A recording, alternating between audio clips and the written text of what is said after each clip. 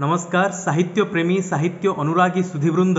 आज कवि अतिबड़ी जगन्नाथ दासଙ୍କ द्वारा रचित भागवतर दशम स्कंधर त्रयोविंश अध्याय आनीत वृक्ष महात्म्य कविताटी आम पढ़ापी जाऊे। यही कविता मध्यम सबुठारु सुंदर कथा आम शिखा जाऊे ताहा हेउछि वृक्ष महात्म्य। वृक्षर उपकारिता विषय आम जानिबा। जेतेबेले आम समस्ते छोट थिले मने थिबो सेही समय आम पढ़ी गछ उपरे रहवारे काठुरिया न पकाओ हाणी शुण कान डेरी थरे ए गछ कहानी से कवितार पुनरावृत्ति आम वृक्ष महात्म्य रूप से आम उच्चतर श्रेणी रे करिया जाऊे। अतिबड़ी जगन्नाथ दास भागवत रचना करथिले। भागवत को आम ओडिया भाषार गोटे बृहत्तर रूप से आम समस्ते जानी थाउ। समस्त ओडिया घरे भागवत पाठ करा जाई थाए एवं अतिबड़ी जगन्नाथ दास निज माँकर इच्छा पूरण निमंते जो भागवत लिखिथिले सही भागवतर दशम स्कंधर त्रयोविंश अध्याय वृक्ष महात्म्य संपर्क अति सुंदर भावरे निज लेखनी मुन माध्यम से वर्णना करिसेंती। जहाको आज आमे पढ़िबा। मु चेष्टा करिबी स्वर माध्यम ताहा गान करिबा निमंते। ओडिया साहित्य रे जगन्नाथ दास पंचदश शताब्दी शेषार्धरे तांको जन्म एवं षोडश शताब्दीर प्रथमार्धरे तांकर मृत्यु हेउछंती जड़े अमर स्रष्टा ओडिया साहित्य जगतर। जगन्नाथ दासंकर ओडिया भागवत ओडिया जाति पाई एक श्रेष्ठ अवदान कहले अत्युक्ति हेब नाही। भागवत ओडिया जातिर जातीय महाकाव्य अटे। संस्कृत भाषा रे रचित श्रीमद् भागवत रो छाया रे रचित एही पुराण महाकाव्य रे कवि जगन्नाथ दास ओडिया सामाजिक जीवन को नहीं मौलिक विषय विन्यास करिछंती। लोकप्रियता दृष्टि जगन्नाथ दासंक भागवत ओडियार घरे घरे परिचित, ओडिशार घरे घरे आदृत। ओडिया भागवत व्यतीत जगन्नाथ दासंकर आउ केतेक कृत हेउछि तुला भिणा, अर्थ कोइली, दारु ब्रह्म गीता और मृगुणी स्तुति आदि। यही जो कविताटी आम पढ़ापी जाऊे यही अंशरे कवि श्रीकृष्णंक मुखरे वृक्ष महात्म्य वृक्षर उपकारिता संपर्क रे समस्त पाठक महल निकटरे समस्त समाज निकटरे रखिछंती। यही कविताटी आमे आज शिखिबा। एमंते कृष्ण आज्ञा पाई कन्याए गले तोष होई गोविंद पादे मन थोई मिलिले निज घरे जाई गोपाल मेले दामोदर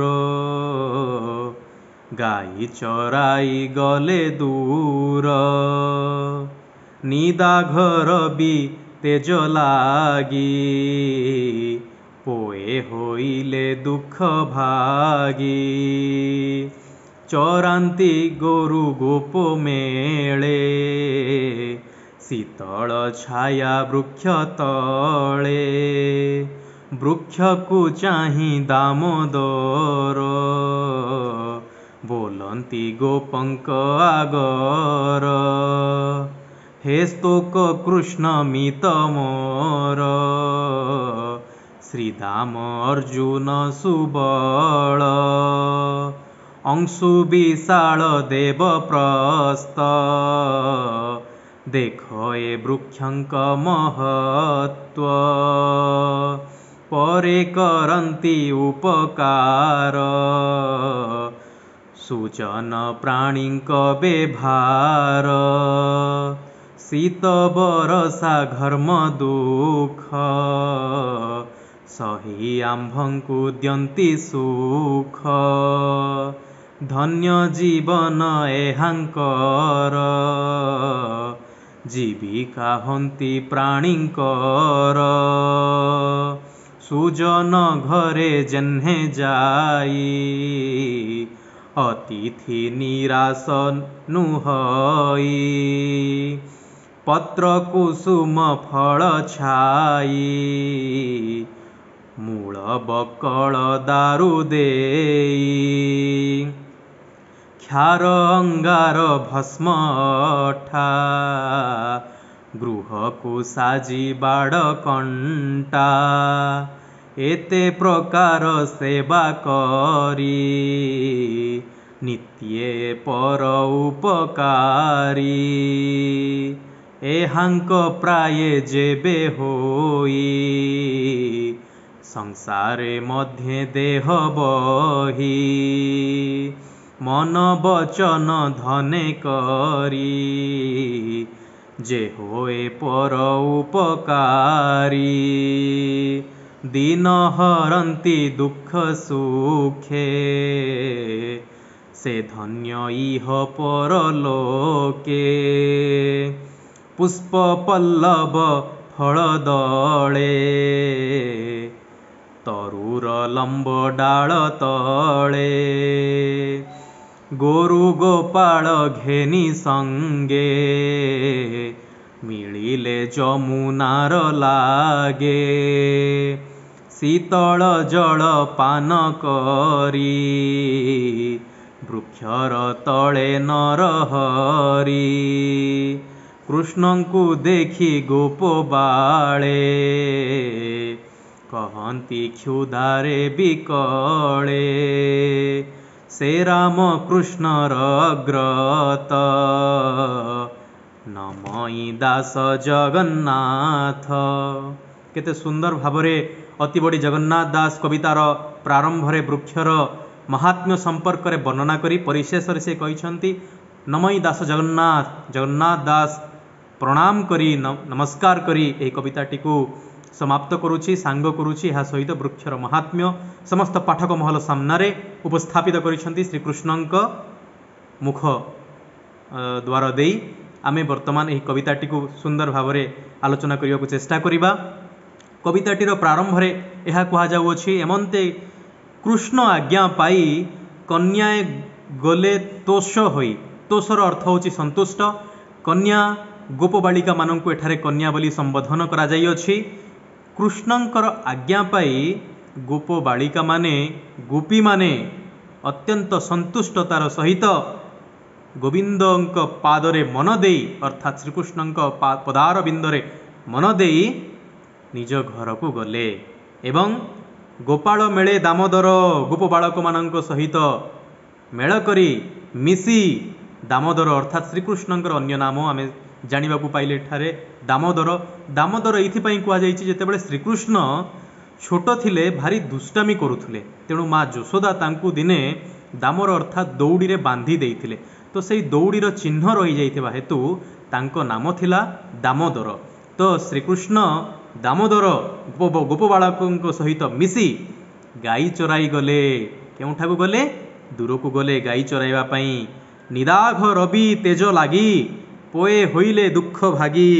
निदाघ रवि यार अर्थ होची पोए अर्थात गोप बालक माने। निदाघ अर्थात ग्रीष्म प्रवाह अर्थात खरार प्रवाह रे खरार तेजरे रविंक तेजरे सूर्यंक तेजरे तेजरु निजकु रक्षा करिबा निमित्त पोए होइले दुख भागी। पोए अर्थात गोप बालक माने दुख प्रकाश कले कष्ट अनुभव कले।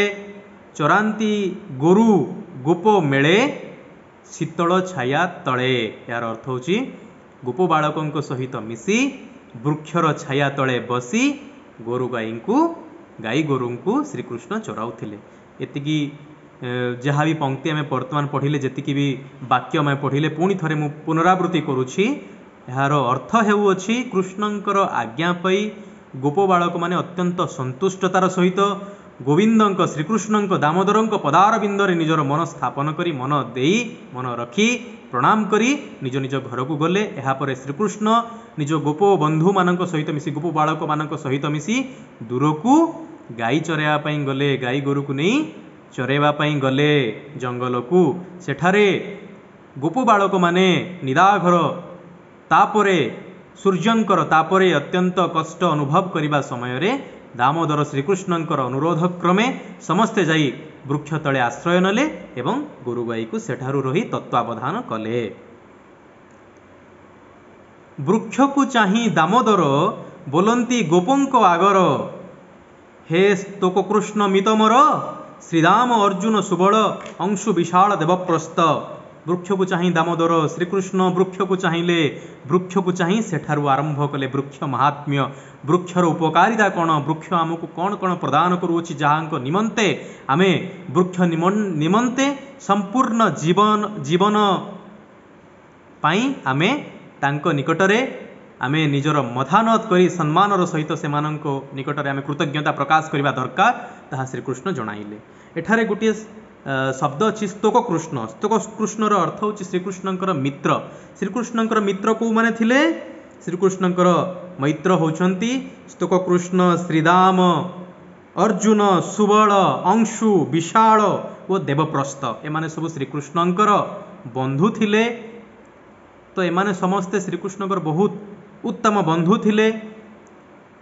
से कहउछंती जे देख ए वृक्षंक महत्व परे करंती उपकार सुजन प्राणींक व्यवहार शीत बरसा घर्म दुख सही आंभंकु द्यंती सुख। ये जो वृक्षर महत्व हेउअछि वृक्षर प्रमुख उपकारिता हेउअछि शीत वर्षा घर्म अर्थात ग्रीष्म निदाघ ताप सही आमको सबु समय रे छाया प्रदान करती। घर्म अर्थात झाड़ है आम दियंती अर्थात दियंती प्रदान करती सबु प्रकार कष्ट सही शीत वर्षा ग्रीष्म प्रवाह दुख समस्त प्रकार दुख कष्ट सही समग्र मानव जगत को प्राणी जगत को जीव जगत को माने छाया प्रदान करती। केवल छाया नुहे बरं निजस्व सर्वस्व प्रदान करती प्राणी जगतर हित उद्देश्य मंगल उद्देश्य जेभली सुजन प्राणींकर व्यवहार कौन सुजन प्राणींकर व्यवहार होची से माने सबु समय रे निज पाई देखि अन्य पाई सबु बेले देखिबे। ठीक सेमिति वृक्ष निज पाई केबे भी देखंती नाही संपूर्ण भावरे ताहा छाया हो निजर फल हो निजर डाल हो निजर गंडी हो निजर शाखा प्रशाखा हो निजर मूल हो सबु किछि मानव जगतर हित उद्देश्य प्राणी मानकर हित उद्देश्य प्रदान करती सुजन प्राणींक भलिया। सही आंभंकु द्यंती सुख धन्य जीवन एहांकर जीविका होंती प्राणींकर एमानंक जीवन होची धन्य वृक्ष मानकर जीवन होची धन्य कारण एमाने सबु किछि प्रदान करती प्राणी जगतर मंगल उद्देश्य हित उद्देश्य जीविका होंती प्राणींकर जीविका हुंती प्राणींकर जीवन सुचारू रूपे परिचालना करने निमंते वृक्ष निजर सबुकिछि प्रदान करती। एवं जदि आमे बढ़ई कथा कहिबा तांकर प्रमुख जीविका यही तो गछ हुंती। जदि आमे गोटे परिबा बिकाली कथा कहिबा गछर फल मूल शाखा प्रशाखा सबुकिछि बिक्री करती गछर सबुकिछि मनीष जगत निमंते अत्यंत उपकारी अटे अत्यंत लाभदायक अटे। ठीक सेमिति सुजन घरे जेन्हे जाई अतिथि निराश न हुई पत्र कुसुम फल छाई मूल बक्कल दारू देई क्षार अंगार भस्म अठा गृह को साजी बाड़ कंटा। जेभली सुजन घर को गले भल लोकों घर को गले उत्तम लोकों घर को गले उत्तम व्यवहार पाइबा सहित से माने अतिथि सत्कार बहुत सुंदर भावरे करती मन प्राण देई निजर सबु किछि देई धन धान्य देई जहाँ भी अच्छी से सबको विनियोग करी समस्तंकर सेवा बहुत भल भावरे करती। ठीक सेमिति वृक्ष मध्य समग्र समाजर मानव जगतर कल्याण उद्देश्य रे निजर सबु किछि त्याग करि थाए। कौन कौन त्याग करि थाए पत्र कुसुम अर्थात फूल बक्कल अर्थात निजर जो छाल दारू अर्थात निजर गंडी क्षार अंगार भस्म अठा घर को सुचारू रूपे रखिबा लगी बाड़ जो आमे बनाऊ थाउ से बाड़ कंटा सबु किछि गछ निजर सर्वस्व कहिबाकू गले गोटे वाक्य कहिबाकू गले गछ निजर सर्वस्व परित्याग करि थाए मानव जगत जीव जगत प्राणी जगतर हित मंगल उद्देश्य रे। नित्य ए पर उपकारी एते प्रकारे सेवा करी एहांक प्राये जेबे होई संसार मध्य देह बही मन वचन धने करी जे होए पर उपकारी। जो समय रे संसार रे समाज रे आमे वृक्ष भली होई परिबा, समस्तंक निमंते पर उपकारिता मनोभाव नहीं पारिबा, समस्तंक निमंते लाभदायक होई परिबा, समस्तंक निमंते निजको विनियोग करि परिबा, समस्तंक हित उद्देश्य रे सही समय रे आमे एही संसार रे निजको गोटे उत्तम मनीष आदर्श मनीष बोली गणना करि परिबा। ठीक सेमिति कहउचंती जे मन वचन धन धन मन वचन सब किछि देई जेमिति आमे जो समय रे वृक्ष भलिया काम करि परिबा समाजर मंगल उद्देश्य रे, समाजर उन्नति कामना उद्देश्य रे, से समय आम जीवन को आमे सार्थक बोली भाई परिबा। ओडिया रे गोटे बहुत सुंदर कथा अछि, धन अरजी धर्म करी धर्मे प्रापत नर हरि। यार अर्थ होछि जेतेबेले आमे धन अर्जन करिबा, धन अर्जन माध्यम रे आमे जगतर कल्याण करिबा, आउ से जगतर कल्याण माध्यम रे ही जगतर सेवा माध्यम रे ही नरहरि को प्राप्त करिबा, भगवान को प्राप्त करिबा, जहाँकि यही कविता माध्यम रे वृक्ष माध्यम रे आम समस्त को यह कहिया पे चाहूँगी। अति बड़ी जगन्नाथ दास निज लेखनी मूल माध्यम रे पाठक मानू यह जणाया पे चाहूँगी वृक्षर महात्म्य भली मनीष निज जीवनर प्रतिटी समय जदि समाजर मंगल उद्देश्य रे, उन्नति उद्देश्य रे जदि विनियोग करि पारिला ताहाले निज जीवन को सार्थक बोलिकी से प्रतिपादन करि पारिबा समाजर सामना रे। जे होए पर उपकारी दिन हरंती दुखे सुखे, से धन्य इह पर लोके, पुष्प पल्लव फल दले तरुर लंब डाल तले। जिए निजर धन विनियोग करि थाए परर दुख हरिबा निमंते परर सुख रे छिड़ा होई सबु समय रे सेमानकर शुभ मनासी थाए, सेही समय रे ही मनीष निज जीवनर सार्थकता प्रकृत पक्षरे सुंदर भावरे जणाई पारि थाए समाज सामनारे।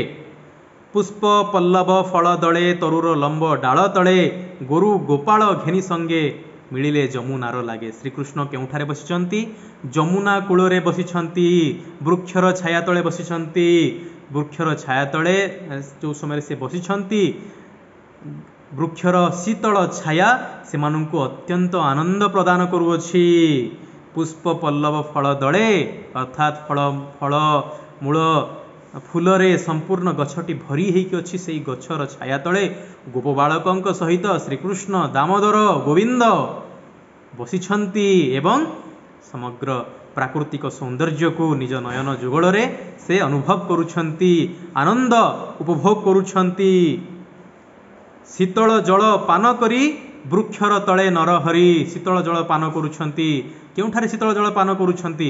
जमुना नदीर तीर रे बसी जमुना नदीर शीतल जल पान करुछंती एवं कृष्ण को देखी गोपबाळे, कृष्ण को गोपबाळक देखी से कौन अनुभव करुछंती? समस्ते अत्यंत खुशी होउछंती। श्रीकृष्णकर कथा माध्यम रे से माने अनुभव करि पारुछंती प्रकृत रे वृक्षर महात्म्य केते। वृक्ष आम निमंते, मानव जगत निमंते, जीव जगत निमंते काहेकि कल्याणकारी अटे से अनुभव करि पारुछंती। कृष्ण को देखी गोपबाळे कहंती क्षुधारे बिकळे, से राम कृष्णर अग्रत नमई दास जगन्नाथ। श्रीकृष्ण को देखी गोप बालक माने कहउछंती जे वर्तमान आमको भोक लागुअछि, आमर क्षुधा निवारण निमंते आमे कौन करिबु? सेही समय श्रीकृष्ण वृक्षर महात्म्य पुणी थरे जणाई वृक्ष निकटरू जहा पाउछंती फलमूल ताहा नहीं समस्ते खाउछंती, समस्ते निजर क्षुधा को मेंटाउछंती, निज शोष मेंटाउछंती जमुनार शीतल जल पान करी। एही बड़ी भावरे वृक्ष महात्म्य पाठ अति बड़ी जगन्नाथ दासंक कृत भागवतर दशम स्कंधर त्रयोविंश अध्याय आनीत, जहाँकि समग्र पाठक महल को खास रूप से ओडिया समाज को अत्यंत सुंदर कथा उपदेश हित उपदेश कथा आमको यह जणाया चाहूँगी जे वृक्ष भली जेतेबेले आमे निजर समग्र जीवन को मानव जगतर कल्याण उद्देश्य रे लगाई परिबा, सेही समय आमे निज जीवनर सार्थकता को प्रतिपादन करि परिबा। तेणु पिले माने, हे सुधीजन, हे विज्ञ मंडली, मोर यह अनुरोध जे आम जीवन रे जत किंचित जहाँ भी धन आमे उपार्जन करंतु ना कहीं एवं जहाँ भी आम पाखरे थाउ ना कहीं, जदि गोटे क्षुधार्त लोक जेतेबेले आम सामने आसुछि, आम सामने उपस्थित हेउछि, आमे ताहार क्षुधा को निवारण करने निमंते, गोटे तृषार्त व्यक्तिर तृष्णा निवारण निमंते आमे जत किंचित चेष्टा करिबा ताहले जाइकि ही वृक्ष महात्म्य पाठरू प्रकृत रूप में आम शिक्षा ग्रहण करिपारिबा। मु आशा करे तुम समस्त को यह पाठटी भल लगिला, तुम समस्ते भल भाव शिखिपार। धन्यवाद, नमस्कार।